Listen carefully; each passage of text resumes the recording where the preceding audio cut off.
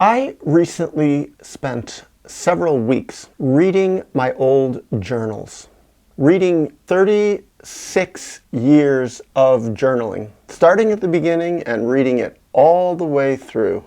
I have read some of it before, bits and pieces. I go back and read a certain date and time. Ooh, let me see, what was I doing 20 years ago today? How was my life then? But to read it all chronologically, all of it in its entirety, to read the dreams that I wrote down, to read my dream analysis, to read about my pain.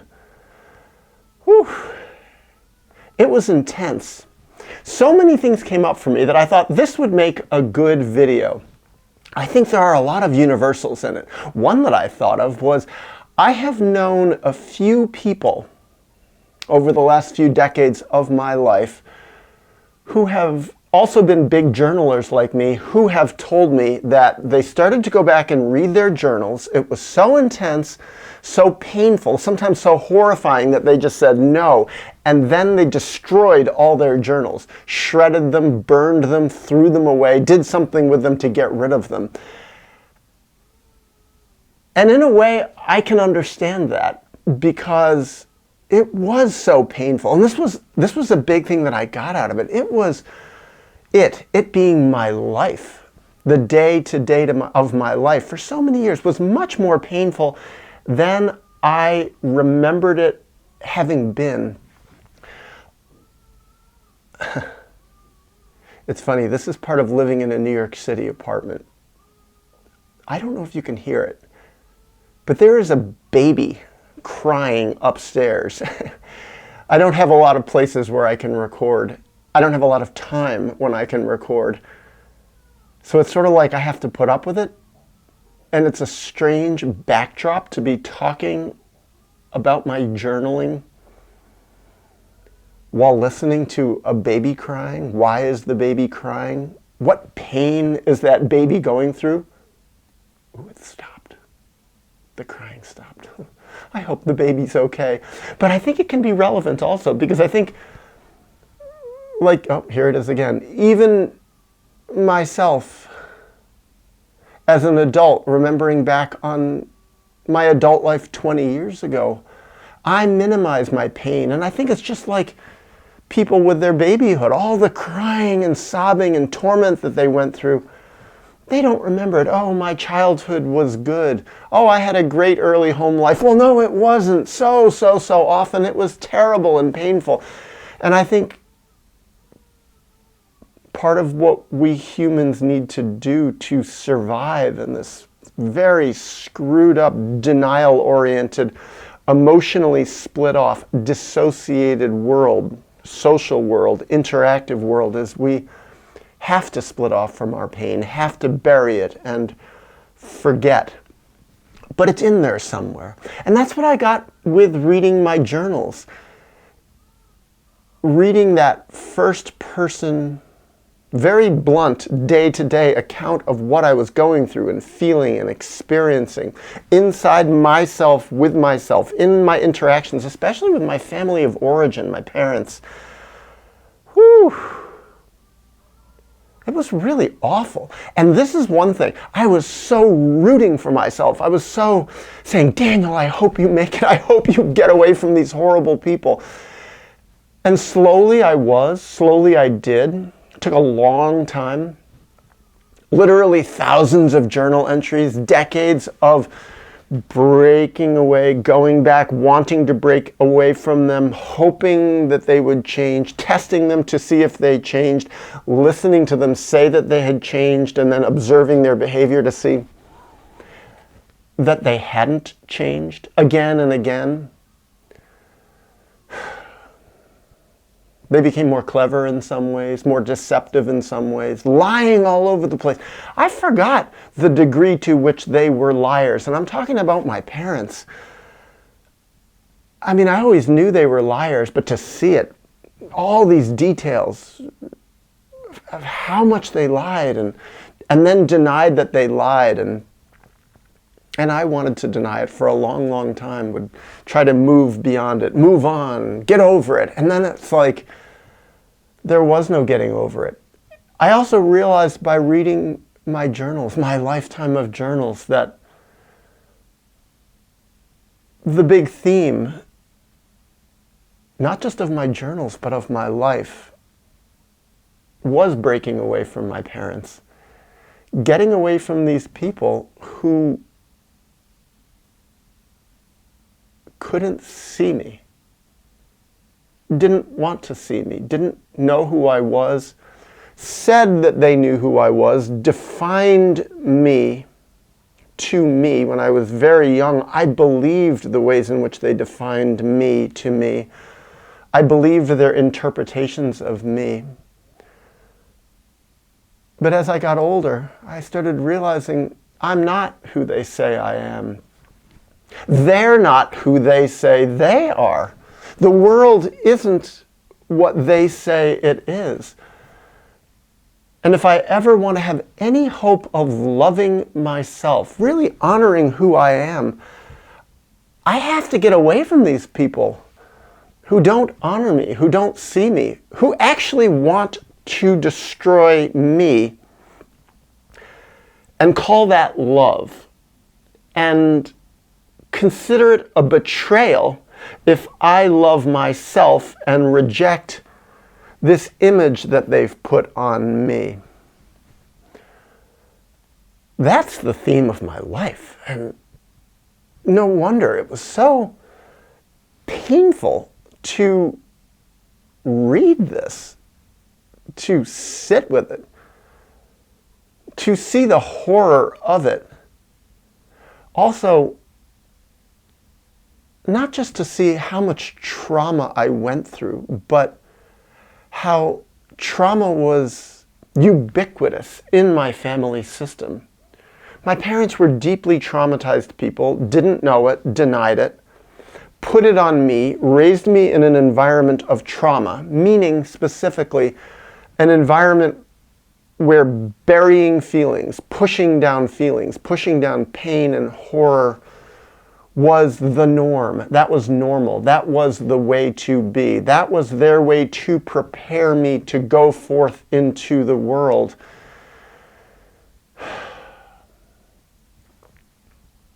That's how they made it in the world. And yet, perhaps even a bigger theme than breaking from my parents in my journals was seeing how I was different from them. How I was different from basically everyone in my life. Different from my whole greater family system, different from my grandparents and cousins and aunts and uncles. That there was some part of me that just couldn't abide by the rules in which they demanded I live. I couldn't live by the laws of the family system. I couldn't live by the norms of the family system. Yes, it was killing me, but it was killing them also. The difference is, at some level, they were okay with it, all of them. And realizing when I went out into the world and started branching off that pretty much the whole world was okay with being, to a large degree, emotionally dead. And when I really started breaking from my family in earnest, no surprise, the world at large, outside of my family system, didn't support me. They supported my family system. And it was incredibly confusing, because nobody explained this to me. Nobody said that this is the way that it is. Instead that they said that I had a problem, there was something wrong with me, there was something deficient in me that I had to learn how to forgive, that I had to learn how to let go, that I had to learn how to move on, I had to learn how to accept.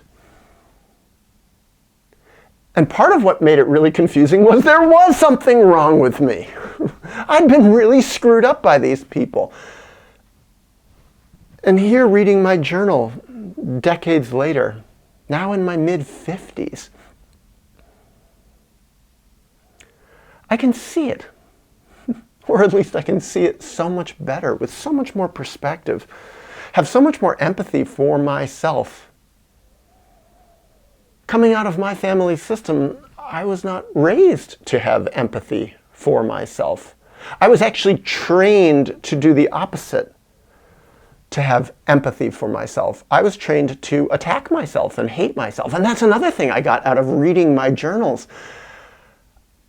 I knew there were painful incidents coming up at certain points. I'd say, oh, I'm coming up on this certain date. Let's say June of 2003, painful things are coming up. And I was like scared because how I remembered it was I had behaved so badly at this time in some way. And yet when I came to read this incident, this happened probably 20 or 30 times in my journal, I was surprised that I wasn't as bad as I remembered. I didn't behave in as bad a way as I remembered. And they were worse consistently. And that's what I got, that memories really can be clouded and distorted with time.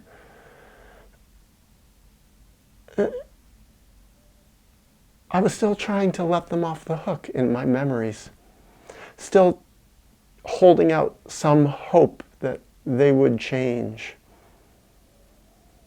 And they made it confusing because they did, what would you call it, false flag actions, things that they did that seemed very caring, seemed very loving, seemed very nurturing, giving me a gift once in a while, saying some kind words once in a while. But it was manipulation to pull me back in. It was false. It was just a front to get me to believe something that they wanted me to believe, that they had long since implanted in me, some idea that they were loving of me and caring of me. And yet, over the long haul, as I read my journals, I could see they were faking it. They were deluding themselves. That's something that I got, that they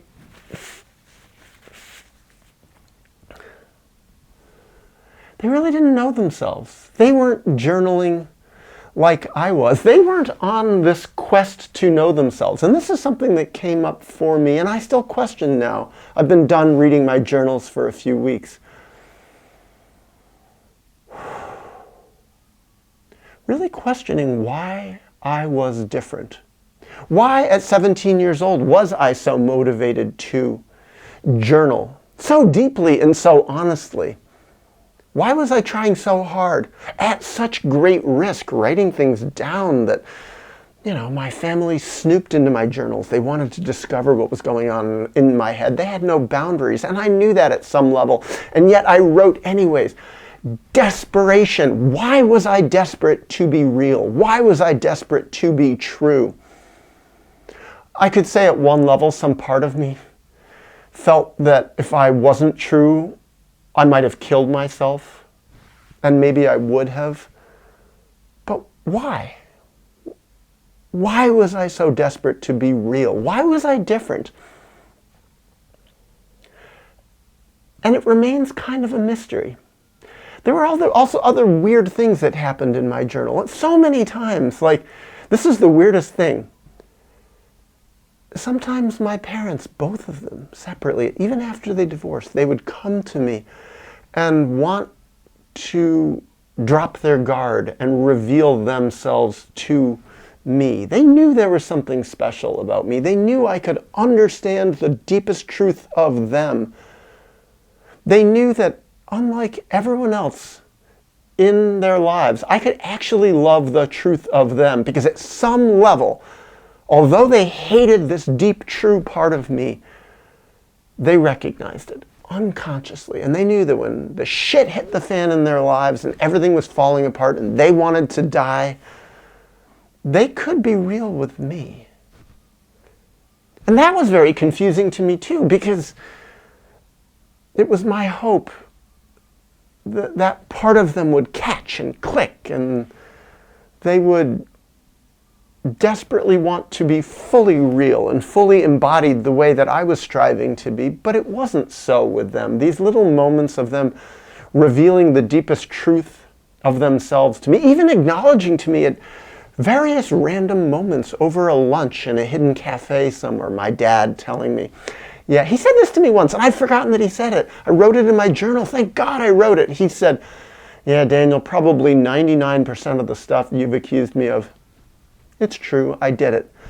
And yet here he was telling everyone that I was a liar, that I was crazy, and 2 days later he's writing me, "You're a horrible son," and this and that. But in that moment he admitted that it was all true. Spontaneously admitted it, like some part of him just needed to get it off his chest. He hated me for being so real, and I saw this in my journals.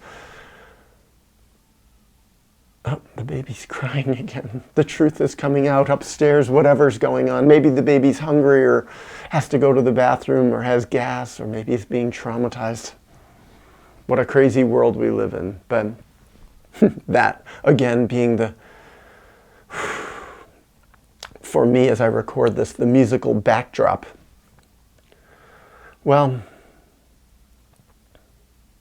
I'm going to now pull back and finish this video and just say that the person I have become, no contact with my family for the longest time, no contact with my mom for 15, 16 years, very occasional email with my dad over the past 15 years, not telling him much about my life because he would just try to destroy me, because ultimately that's what my parents turned into, people who got stuck, never grew, never wanted to be real. And I did, kept this deep anthropological record of my existence over decades.